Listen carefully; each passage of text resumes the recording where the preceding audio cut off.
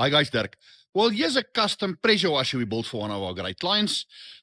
We gave him a 150 bar petrol unit. He took a 650 black tank. It goes with his company colors. We've put him a nose cone to put all his pipes and lances and stuff in. This is our petrol driven one. Obviously, all our stuff has got proper filters, proper unloaders. And this client took the foam lance kit extra. Guys, this is freaking very, very cool.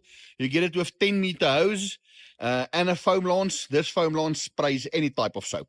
You can even add it up to 40 meters of hose. It will still give you a shaving cream foam. And you can set it there. You can set it from 1 to 4%. And then obviously you've got your standard spray lance. The client took the pressure gauge extra, turbo nozzles.